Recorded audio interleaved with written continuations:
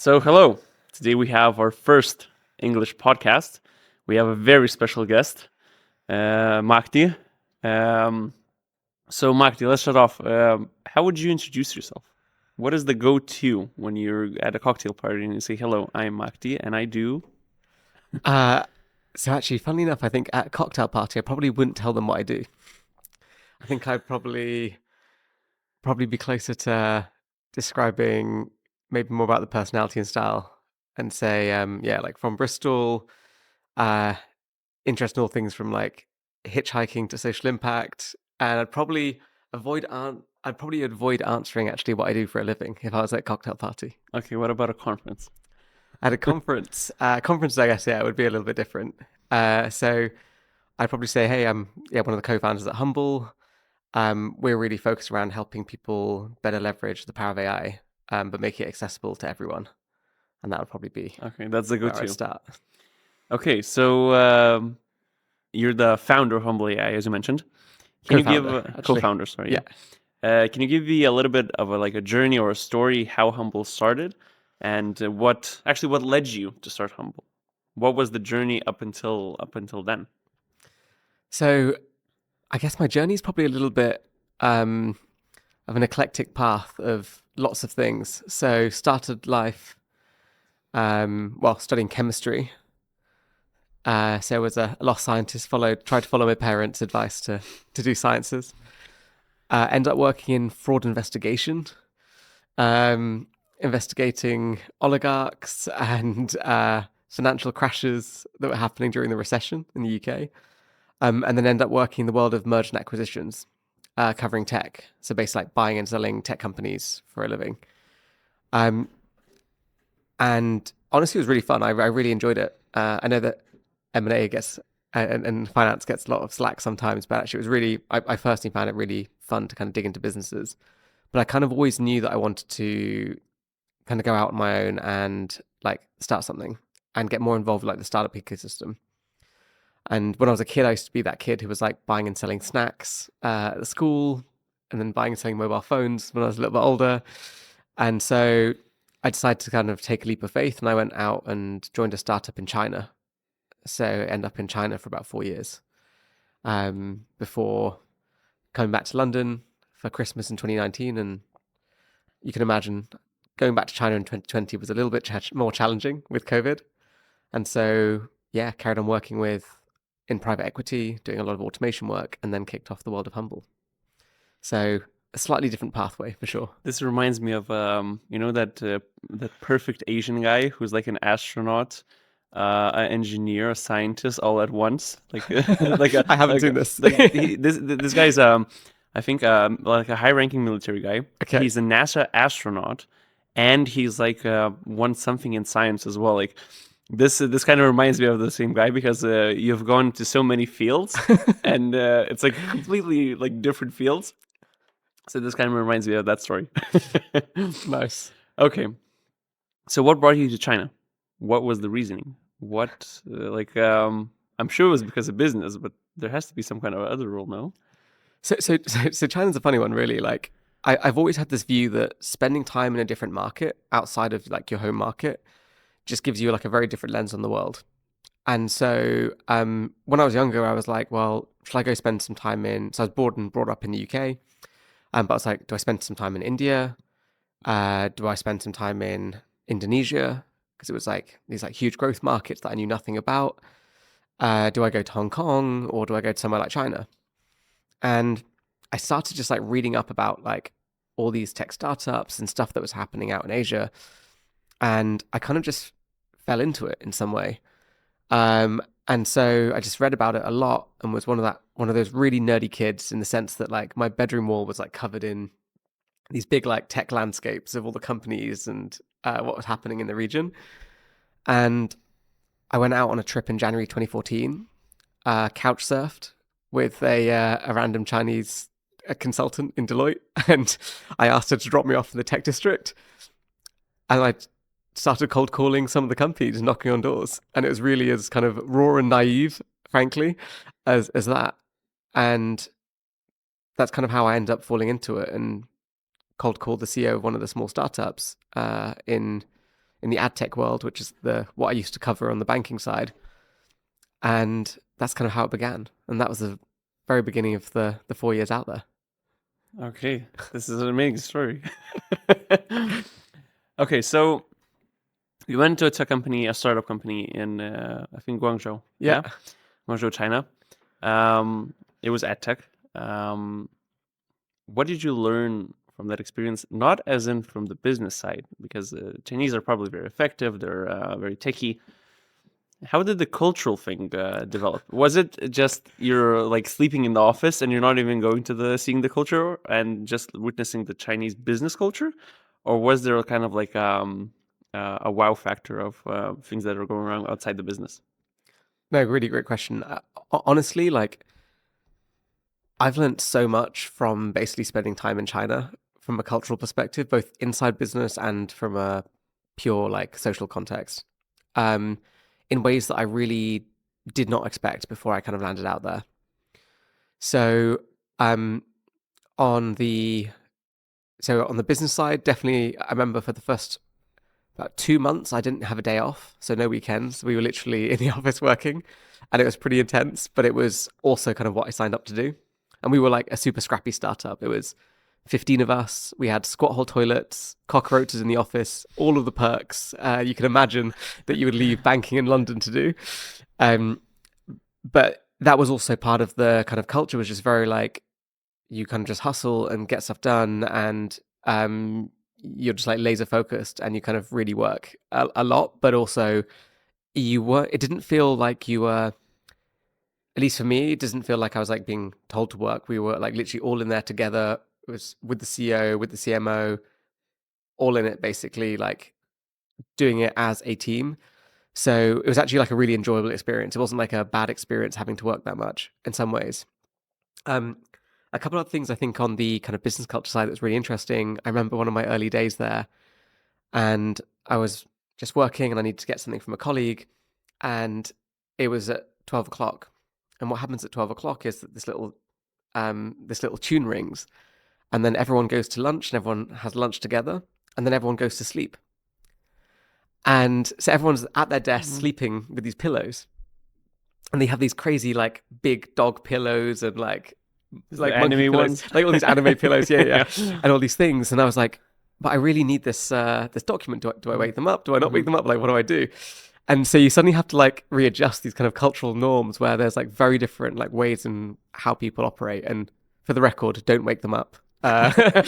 Wait till the bell rings and everyone kind of gets back up together. But it was these really interesting parts of kind of culture where they had these like moments where as a team they all kind of connect by having lunch together, eating together, playing games together.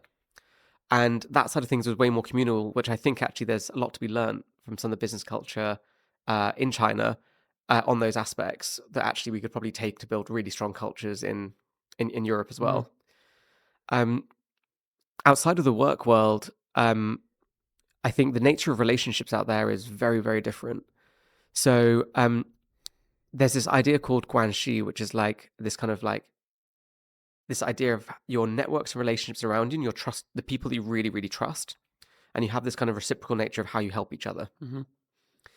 And so when it comes to basically building teams, but also even your friends, the outside environment is actually quite a low trust environment. And so when you basically find people that you can trust and they become close to you, the level of trust you have is incredibly high. And so it means that people go so far out of their way to help you in ways that I was just like really taken aback by. And it really set the bar for like what close friends basically like mean for each other. And so I really took a lot from that experience, to be honest. And that's something I really kind of keep with me kind of post. And I'm still very, very close to all my friends who are out there. And I still see them every other year or so, even though they live on the other side of the world.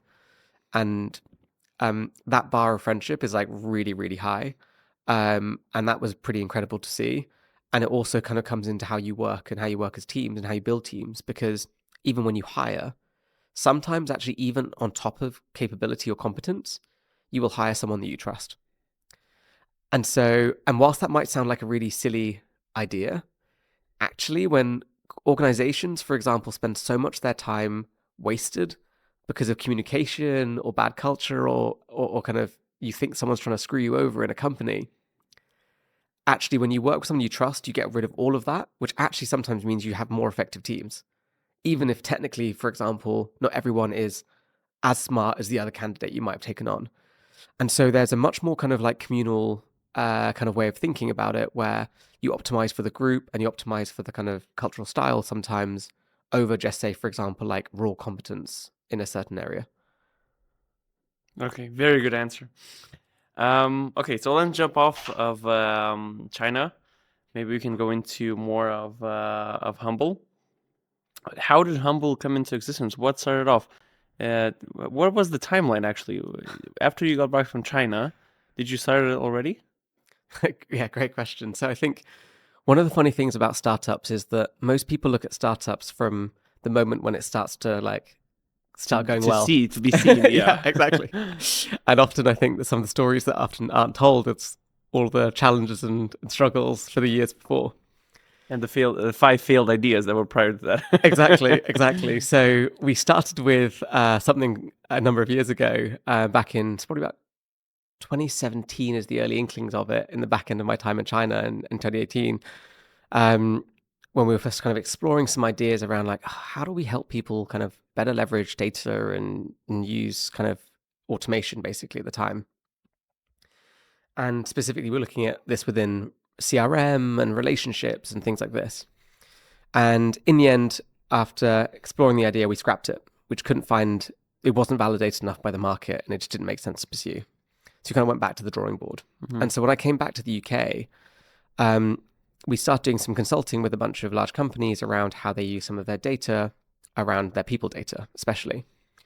And I started working for this big Ukrainian company, and we were consulting them around how they understand their kind of talent pools and their large recruitments, because they hire a lot of developers everywhere. And so this is when we first started kind of playing with some of these ideas and just trying to explore it. But at that point, we didn't really have like exactly what the product would look like yet. We had lots of ideas that we were testing, and as you were saying, like didn't work, and kind of going through the kind of process of learning. So you're talking a number of years ago now. And I think as we basically went through that process and we took some time out, went back to the drawing board, and then me and my co-founder, Nilu, we kind of sat back again. We're like, right, I think we've started to get a pathway. And we started building the first version of Humble. And really it was around saying, well, we have this fundamental belief that we believe that everyone should be able to go build the future. This should not be something that's left for just this kind of like tech elite, basically, that exists.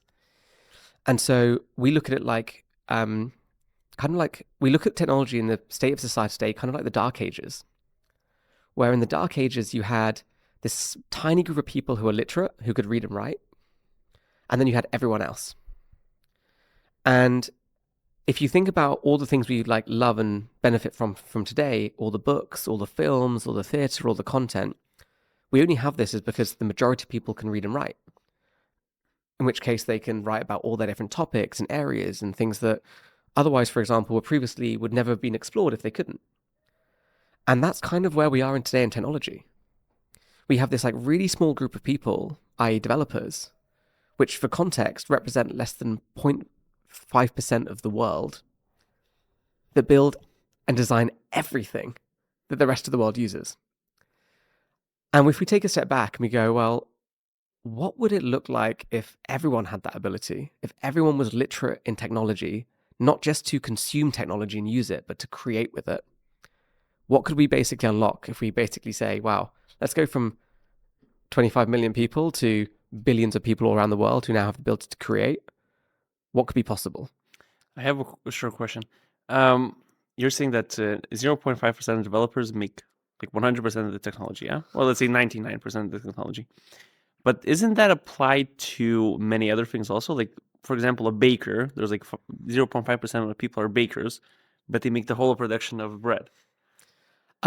So all those industries are definitely way more fragmented than, for example, technology, because technology operates at like one bakery doesn't typically serve billions and billions of individuals. There isn't a Microsoft bakery. Correct. There isn't exactly. There's not a Microsoft bakery. And if there was, we probably would lose a lot of the variation that we have. right? When we think about when you travel and you have the different variations of food in every different place, it's different for a reason. And that's part of the joy of life. And that doesn't come from having, this is the one and only baker that serves everyone. And so exactly to that point, I think the technology industry is very unique in the way that it has a scale level that basically is very different from most other things. And so from our perspective, it's even more important that we try and democratize these technologies and make it easier to use and make it easier to create, because this is what we think will have the biggest impact on society, for people to be able to actually like build, create, and actually benefit from these technologies much more than they do today. Okay, that clears something up. So what exactly does Humble AI do? What's the core purpose of it in simple words to us non-literate AI people? So by the way, I put myself in that same bracket. Really? I'm not a developer, right? That's what I was being sad at, because you're a chemist. Yeah. You're a banker. Yeah. But you're not a developer. Do you know how to code? So I would say, for example, because of what's available now from a technology perspective, like many of us can quasi code by basically like vibe coding our way through things. But in a true sense, for example, like I wouldn't say I identify with the idea of a coder. But what I also think though is that what we currently call like programming or developing today will be something very, very different in the future. And this is what we're trying to help redefine. What does that future of programming mean? Because I don't think it looks anything like programming. I've heard, I was at a AI summit a couple of weeks ago, and there was this word thrown around. It's called, it wasn't vibe coding, but it was somewhat of like digital creation or something like that, or digital kind of native.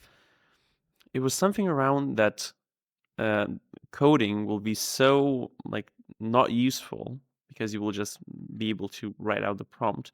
It's somehow related to like design. You're like almost a designer of the app and not really engineering it. This was thrown around a couple of times in the conference, and this is kind of a new thing. So I think that's exactly what you're really aiming at as well. So actually, I'm going to challenge that slightly. And the reason I'm going to challenge that is, I think basically sometimes when society looks at these new technologies, they make these things look equivalent, even if they're not. So someone who can generate code by prompting and someone that can actually write code, they are two very, very different skills. And one of the key challenges, for example, is that the person that can write code, if it goes wrong, they can actually maintain it for themselves because they understand how it works. Often people who are generating code by talking to ChatGPT or Claude or whoever it might be and generating code, they don't actually know what it does. And so just because the end output looks the same doesn't mean the actual thing itself is the same. Yeah, I've listened to a little podcast as well about this, that there's like a new position actually now where you're not a coder, you're not a vibe coder, you're a person who understands what Claude, GPT, Gemini writes as code. Since it's so unrelated to like normal ground rules and textbook things of code, then the coders don't know how to learn this, and the vibe coders don't know what about code. This is kind of a new position, and it might be really useful to have this skill. So definitely, I think there's a huge amount of value of basically people playing in these spaces. And so as much as vibe coding is a really big thing, you'll soon start feeling the pain of something called vibe debugging, which is when you're trying to debug and solve these problems in your code, which is not a fun process. And most developers won't want to touch your code because it'll be like awfully structured. It's like spaghetti code. Yeah, spaghetti code. And so this is where some of these approaches have some limits around it. And this is where I think from what we're doing at Humble, we try and think about quite differently. Because fundamentally, we're trying to basically build a model in a way that people can program, in a sense, but actually understand what they're doing and actually be able to control the system in a more specific way. And so we think about this a lot from a perspective of like, how do we make a programming language that's much more accessible? Because in many ways, like when you can now start coding with English language inside of these tools, or Lithuanian language, like that's one way of increasing accessibility. but we still don't have a mental model for how these things work. And so in many ways, like the things that we're spending a lot of time looking at Humble is like, how do we make sure we build a mental model that allows people to actually understand what they built, to be able to control what they built, to be able to own what they built, and be able to debug and maintain these things themselves. Because that's what we believe has like true agency and kind of power when we can do that.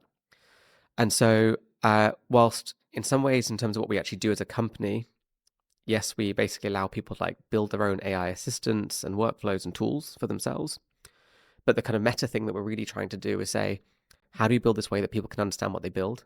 So then they're actually literate when it comes to using these technologies, which is actually not a coding assistant, which is how most of these companies approach it. We're really trying to look at like, what does that future programming look like? And that's what we spend a lot of our research time on. Okay. And now, UNIQA's water break.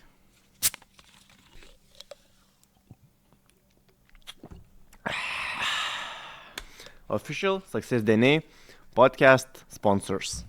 And now, let's get back to the episode.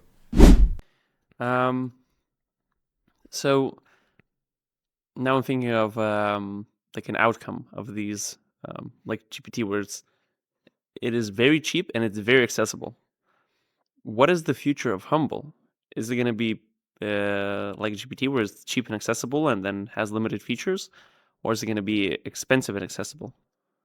So we basically want to make sure we get to a place where it become cheaper and accessible, because I don't think you can get to true levels of accessibility for people unless it's basically like accessible from a cost perspective. Otherwise, we continue to reinforce basically those who have and those who don't if these systems become super expensive. I think the main thing really is about trying to help align people to how they basically build value and how they basically make money to basically the cost base, so that we can start putting in structures which are much more about when you get value, we get value. And we're basically in there together with you. So if you succeed, we succeed. If you don't succeed, then we don't succeed either. Because we want to try and build a company that basically is like fundamentally aligned with the interests of our users. So if our basically like if the people that we serve, so our kind of humble heroes, as we often call them, like if they basically aren't succeeding, then we failed. And if we can help them succeed, that's when we should both win. And so we much want to be a partner versus like a piece of technology or a vendor that just gets charged money every month. We want to basically be in there together with our clients, and that's kind of how we think about it. And that means that if we basically try and make it really, really easy to work with us from a cost perspective, but we can help them build their own business on top of Humble, which is really kind of where we're going. And we enable this next generation of builders and creators to be able to run their own tools, build their own businesses with their own agency, and they're kind of empowered to do so. Then there's more than enough. Basically, we don't have to live in this kind of scarcity mindset. There's a huge abundant markets that are ready for this stuff. Okay. So, but your solution is a more enterprise one.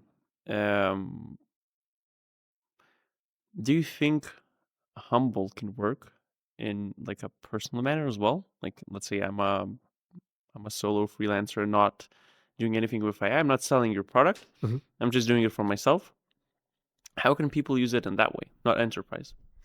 So I think, for example, there are ways you can use it inside of a personal capacity, but we're definitely optimized for basically people who are building tools for teams or tools for clients. Reason being, for example, right now, if you're just trying to use it for small personal productivity stuff, like if ChatGPT is going to basically pay for it for free for you, or Gemini or one of these tools, then you might as well make good use of that while it's there.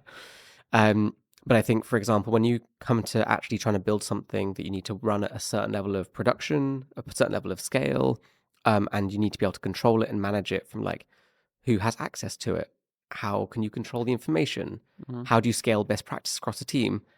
These are things that those tools aren't really optimized for. So that's kind of where we serve. But it's less about actually enterprise. It's just about teams or clients. Because I think there's a lot of people, for example, who have a really good understanding of their own business or their own domain, and they would even know the clients they want to go serve, but they just haven't got access to technology that allows them to do it scalably. And so they often end up running either like a professional services agency or something like this. And what we want to do is be able to help give to those teams the ability for them to take their knowledge, take their expertise, and package it into a system that they can then sell, which then means, for example, if you're an agency and every single client you take on, you now basically sell them this little license to your tool that's just built, it's just built on top of Humble, basically. It's just repackaged, but not branded as Humble, it's branded as your brand. You can now start having reoccurring revenue. And once you've got reoccurring revenue and you keep doing that over a couple of clients, You can scale. now you can scale. Mm-hmm. And you can scale and you also have certainty. And if you have certainty, it means that you can actually go run and be empowered to be a founder, to be a builder, to be an entrepreneur without having to worry if you can make payroll or you have to go pitch another client just to be able to pay the bills the next month. And so that's what we think is really, really powerful when we can unlock this like entire generation of founders and builders and entrepreneurs to be able to go scale something in a way that they just couldn't do before. Okay. Last question about Humble. What do you think is the biggest blocker for you now, looking big picture, to where Humble as itself can scale?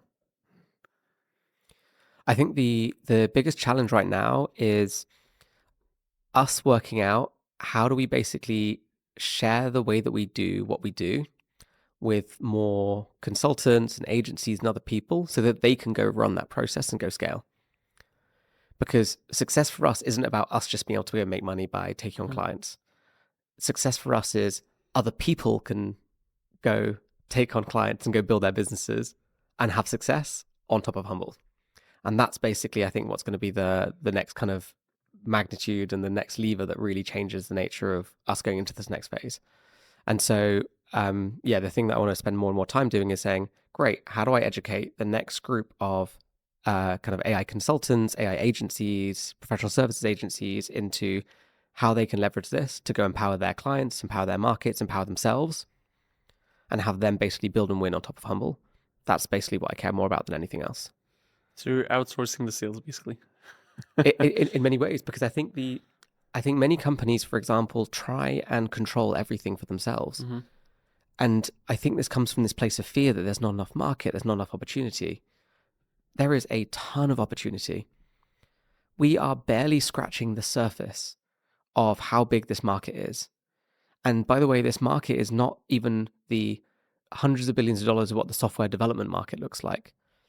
Because if you imagine, for example, in the past, any software project might have cost you tens of thousands, hundreds of thousands.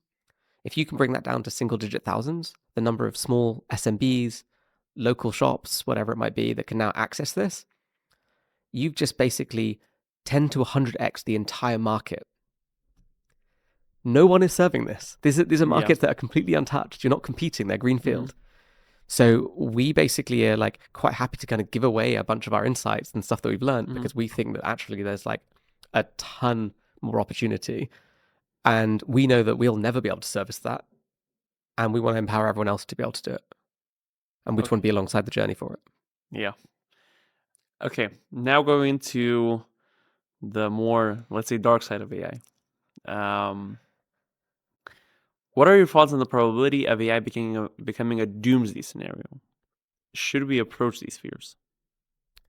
So I'm a huge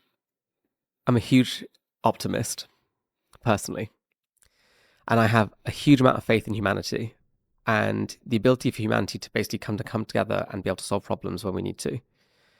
I think that these technologies, for example, we do need to basically approach them and understand things like AI ethics and things like this. And this is something that's pretty close to my heart around like how we think about the world of AI and how we try and deploy this stuff responsibly.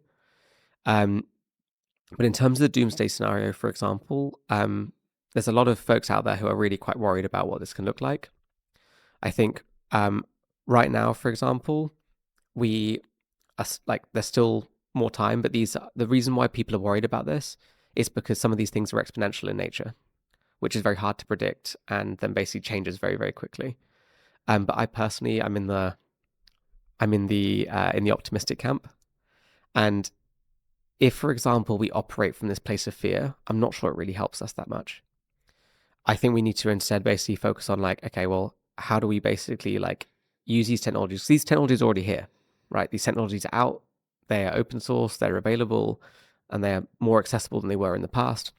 we need to make sure that we can basically help guide society and fundamentally incentivize the right behaviors. Right now, if we haven't got the right incentives to do the right thing with these technologies, then the market will just focus on different incentives like short-term monetary gain and things like this. Whereas, for example, if we have clearer things in place that say, hey, how is your model being tested from an ethics perspective? What's the culture of the organization that you're kind of using? And we use that as part of our buying process. If we ask more of these questions, we'll actually drive a better incentive that companies that care about AI ethics, that care about explainability, that care about essentially the bias that exists in these systems, then actually that would be rewarded. And that means that everyone needs to think about that when they take on a system or work with a company. Are the people that you're working with basically people that you can trust and that you think actually are considering this? Because these things actually will become impactful in a way that we won't know until later on down the line. Mm-hmm. I remember a case where it was our first days where we figured out that GPT existed. It was, I think, 3 or 4 years ago. What was it, 23 that it came out? November 22? Maybe some maybe late 23, 2022 or 23. early. Actually, yeah, it's already went 25 already. Yeah. So this was a couple of years ago. And my friend in school came to me and was like, "Oh, look at this! Like, it gives me outputs and blah blah blah. Look at the magic." And we were like, "Nah, this is bullshit." And but once we started using it, it was like amazing. And I remember there was a lot of buzz around it and how unfiltered it was. Like, I think we even tested it. We wrote how to make a bomb, and it gave us full instructions. And I think that really showed off how quickly these cases disappeared. Because now you can't even say like write I don't know a rap about my friend and call him stupid, and it's like no, you're not gonna do this. This is not moral. So I think this is handled pretty well. This kind of ethics issue about outputs. I think the main case where we should be worried is this kind of people that will create an AI of themselves, like they create an AI, and then that AI is purposely evil. Mhm. This is maybe the problem. So actually, I would still probably say that we still have so much further to go on AI ethics, even in the large scale Mhm. companies. I really can't stress this enough. I think that there's a lot more about actually being transparent about how these systems work, how we basically try and check them, but also how our companies deploying this stuff. There's some things that you can't control in the world of open source. People can go start to build some of their own things, and there are risks with that. But that's where we need to, as I guess, when it comes to governments and policy and regulation, these are the spaces where we need to work out what's the right level of guardrails we need to put in place for the safety of citizens. And I think, especially when you think about, I know, for example, there's people where they're doing like voice calls, calling up old people, trying to do scams at Mhm. scale and things like this. Like these are really, really like very real, very possible things that we need to kind of protect against. But this is where I think regulation and things like that come in. And I think to incentivize good regulation being put in, that means technology companies need to actually engage with regulators and government. But also, for example, we shouldn't just be always kind of like poo-pooing the idea of like regulation, saying, oh, it's slowing down Europe, everyone else is doing it. Because actually, the truth is, even countries like China, for example, are actually pretty, that they're actually more focused on protecting citizens than actually just developing AI for the sake of AI, in a way that actually like controls tech companies a lot more so than actually the West is. And so there are these kind of interesting places where we do need to think about, how do we put the right guardrails in place? But fundamentally, like if you incentivize the right behaviors, then you'll end up slowly getting better outcomes. But if we don't incentivize it, then yeah, it's tough. Okay, now about some philosophy about AI. Um, what do you think? How will the emerging AI market change entry into business, small businesses, small to medium businesses? I've talked with some people, and a lot of people say, like in marketing or in sales, AI has fundamentally changed how it works, and all of these SaaS companies and everyone that's related to where AI is heavily affecting needs to change their business model like immediately. This is what I've been talking to. What do you Yeah. think? Yeah, so I think definitely this is the if you live in the world of LinkedIn especially, this is like everything that everyone says on LinkedIn. But the thing is, the truth is basically like people change a lot slower than technology does. And organizations need to be able to change their own processes and how they buy and how they select companies, for example, before some of this stuff really kind of comes in place. So there is definitely some underlying shifts that are happening. So for example, I think pricing on like a per seat model for lots of different types of SaaS companies is going to slowly die out over a period of time. But for other companies where the business model is fully aligned to the number of people, then actually that might still stay. On the other side, for example, for some of the smaller companies, I do hear this kind of rhetoric saying, "Hey, we're gonna kill every SaaS company now because people are going to generate their own thing." I don't actually believe that's going to be the case. And probably the best example and the best way that we think about this, as an adjacent example, would be YouTube. So the way that we even think about the world of Humble, just like YouTube, for example, brought down the cost of doing video, like basically like video development, editing, and then distribution, and fundamentally like video content creation. That didn't kill Hollywood or the mainstream media. It did change it and it did shift it, but you also basically didn't kill the content business. You actually massively increased the amount of content that's ever been created, more than ever before, with user-generated content. And so I actually don't think that this is the end of SaaS. I actually think the complete opposite is true.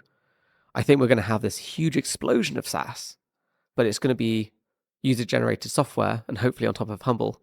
But fundamentally, like all of this niche user-generated mom and pop kind of software setups, where if you have a very specific need, you have a very specific niche, you could start building lifestyle businesses as a software product in a way that you could never do before. So I think you're going to have a massive explosion of the SaaS market that's going to, again, be even bigger than the current SaaS markets, because you can now serve at a lower price point for smaller companies with more niche, well, like a more focused product for a specific niche. I actually think you'll massively increase the SaaS software markets. But for the current incumbents, it's going to change their businesses significantly. And I think that's the difference. But I don't think it's the end of SaaS at all. I think it's actually going to be the very beginnings of a new phase of SaaS software that's going to be much more user-led by domain experts. And that's fundamentally what we're building towards as well. Mm-hmm. So I guess the main fear is to very big inertia-driven SaaS companies. So for example, if they have like government contracts and whatever, it's going to be maybe some problems with them. It's going to be challenging because I think if you imagine a lot of them, their pricing models have changed. In the past, for example, some of those companies, maybe if you were some natural language processing company and you spent millions and millions of dollars in R&D building out this tool, and that means your pricing that you spend, each contract has to be $100,000, $500,000, $1 million for a contract. Some of these parts of their technologies now you could replicate at a fraction of the cost and be selling the same thing basically at 10,000, and it would still make money. That's the companies that I think are going to be most challenged by this, because it's very hard for them to unwind their current business, especially if they've got existing clients, because they can't suddenly start selling a very cheap solution, because otherwise they just instantly drop 90% of their revenue, but they've still got the same cost structure. So this is where there's going to be a lot of challenge, I think, for those types of companies as they go forward. Okay, now we're going to trends, use cases, and the future of AI. What was the most surprising or conventional use of AI you've encountered in your career? So this one wasn't. So this one was basically something that I heard from a number of friends when I was out in San Francisco. Very unconventional use. The amount of money that's being made at the moment in like AI boyfriends and girlfriends is unreal. They're like printing money, and it's crazy. Is it all porn, or is it? No. It's like just regular like. Yeah, like literally regular catch ups with these like AI friends basically, and some of these companies are making a ton of money, and it's literally they're just using the same technologies everyone else is using, but for specific use cases of just like helping people feel listened to and having someone to talk to and these types of things.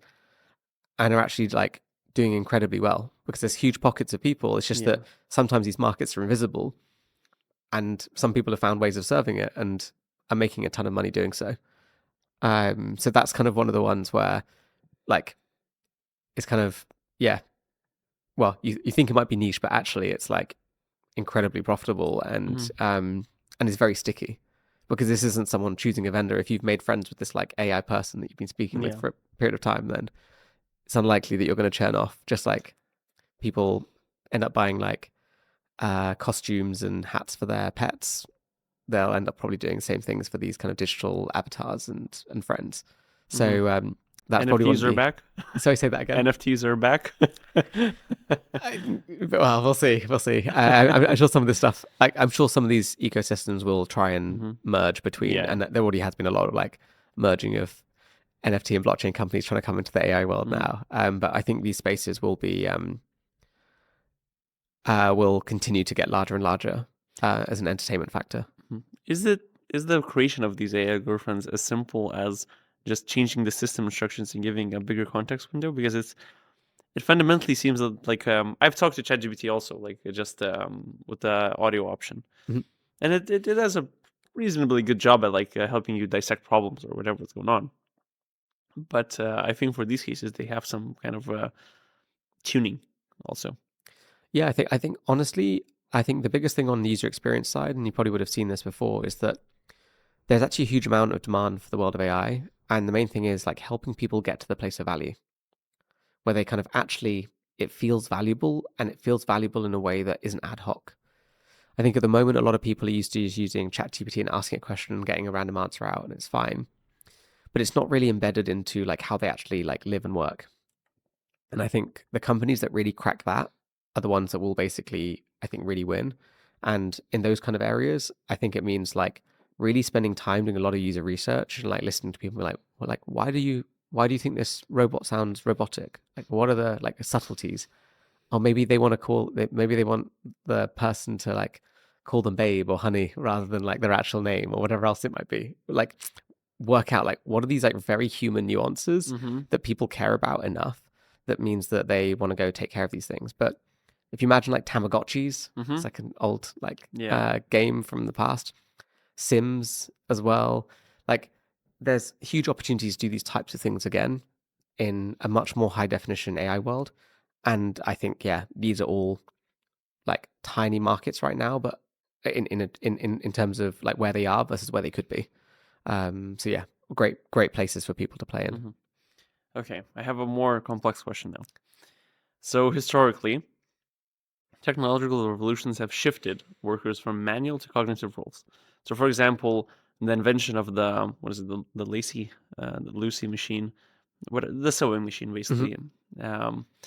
We learned about this that when it was invented, workers were slamming it with mallets to destroy it because they thought it was going to take all their jobs. Come to see, not really. With AI now automating cognitive tasks and not manual ones, do you think people might end up pushed into more manual jobs instead? I actually think, for example, I really think that just like every other generation before that had these same challenges, at the point in time when they had those challenges, it was hard for them to understand their role in the future with these machines there. And that is what I actually think is the actual blocker here, is that people just don't know what their role looks like yet. So they feel the fear, they feel the insecurity, and then they resist basically the technology.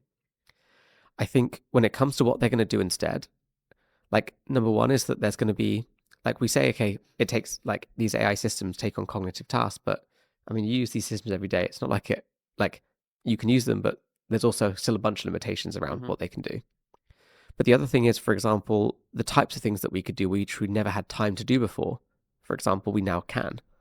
So in the past, would I have had time to basically go build so many applications? I've built so many apps already, basically like playing around with things using these tools now.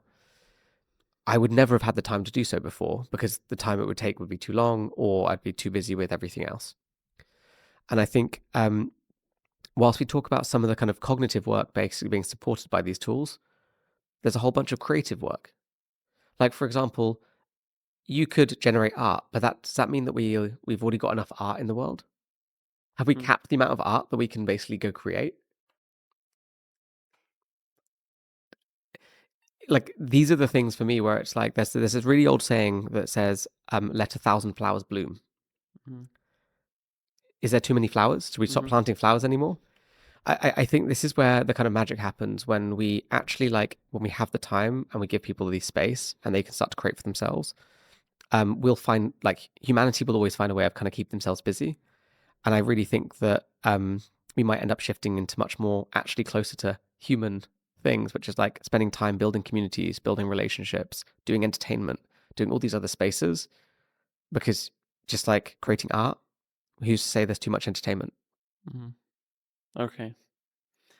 Um, what do you think the next big breakthrough in AI will be?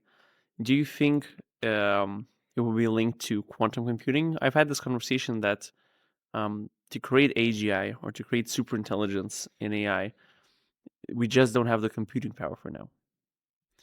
What do you think? So actually, I think the biggest next breakthrough in AI is not going to be about the technology. I think it's going to be about the user experience Mm-hmm. because what you can do with the technology today is already phenomenal. And if you really know what you're doing with the technology, you can do an unbelievable level of things. But the main challenge is that it's very hard for the majority of people to actually adopt it and use it in that way and get that capability for themselves. So I actually think more so than technology, I think it's actually about a user experience problem. And if we improve the user experience of these technologies and make that closer to helping them actually solve the real problems they really face on a day-to-day basis, that will be the unlock, not basically more computing or anything else for right now. That's the stuff already exists. Mm-hmm. Like, even if you just think the mobile phone in your pocket today has more computing power than the machines that took us to the moon. That's in your pocket every single day. Now, the real question is, why are we not taking more moonshots? You've got that power in your Mhm. pocket. Like, that isn't about technology. You have that there. You've got the computing power there. How do we help people take those moonshots? That's Mhm. where I think actually the breakthroughs are going to come through. And that's going to mean having breakthroughs coming from a very different group of people as well. Because again, my biggest challenge with the way that technology is set up today is that we have such a small group of people, and it's not just a small group, it's a very specific group of people. When you open up technology and make it more accessible, we also massively increase inclusivity. It means we start solving problems that people from low income backgrounds basically face, where they couldn't afford to go hire developers to solve it before. We start to solve problems, for example, of different genders. The number of conversations, there's a great book called Invisible Women, which talks about how the world has been basically built for men. When you have basically more people in the tech ecosystem from different backgrounds, they can then build these problems. And this is why I really think it's not about the biggest unlock isn't going to be about a new technology breakthrough. I think it's about actually how do we communicate this stuff in a really human way that people can understand, that they control and they can build with. And that's going to be the biggest unlock because that will actually unlock people unlocking all of their real problems they actually face, which is what's going to actually go change the world. And I think that's the piece that I think is the biggest shift that's going to happen in the world of AI. Okay. Have you read the article AI 2027? Yes. Yes. Okay. Great. Can you give a brief explanation of what is it about, and what do you think of it? Because you're a heavy optimist, as you said. So this should, I think, most of the points would kind of clash. Actually, what's your take on it first? I'm in the middle ground of not being an optimist, but not being a pessimist about this stuff. I think what he said about the bioweapons is a little bit far fetched, but um, I think the sentient part of AI. This is what the CGI movies are about, and what probably scares me the most. And so, what were your takeaways from your perspective around what the What did AI 2027 say to you that you didn't know before? Or you didn't have as a viewpoint before? I would say probably the speed. Like I like the graphs of where each, like, what is it? What was it, like each month and then half month and then year? Um, how fastly AI market adapts and how many people are using it. I think in 2 years, like it was mind blowing to see how much it changes in 2 years, because I think it's really exponential compared to what we had in the last 2 years. So this was probably my take that like what is going to be in the future, what technology is going to be in the future. This was probably my biggest take, and I like the predictions. I guess so I think for some of those things there's going to be research spend a lot more time than I do specifically looking at that aspect of it. Again, like I said, like I'm definitely in the optimist camp, and I think that living life as an optimist is a much preferred state for me. I guess as some of these areas are going to become harder and harder to also improve on over time. Like we've made massive leaps already in the last couple of years, especially when it comes to images, for videos, for all these kind of areas as well. But I do think, for example, like there'll be a bunch of shifts at a societal level and other things that might impact how, like, whether you can continue running in that same direction or not. Whether it's also there might also be constraints from like an energy perspective, from a regulatory perspective, from all sorts of different things, or even, for example, human protest that can like shift and change the nature of like what this stuff looks like. So I think it takes a very like pure tech centric view of like what does that trend basically look like as you go forward. But also, for example, I think that there's like other perspectives that I think can still challenge, like whether that's the actual route that is the end outcome for all of this. The other thing as well is that it's in the interests of a number of people in this industry to basically say that that is going to be the way that things are going to go. And so one of the things whenever I think about any about the trends or, for example, the prediction about the future is like, who is drawing the map and what is their objective? Because normally, for example, there's a bias in however they basically present the information based on their own personal objective around it. And so I think what we need to really do is continue to read that type of content for sure, use it to basically inform different questions.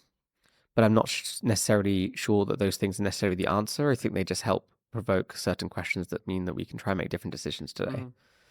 But I really don't think that, again, I just don't think that even just like promoting such like a negative view about the future is helpful for anyone.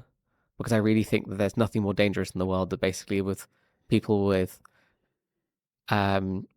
don't have hope, and especially people don't have a job or security or these types of things, and then you also put them in a place where you've got access to weapons or other things like that, I feel like is a very dangerous place to get to.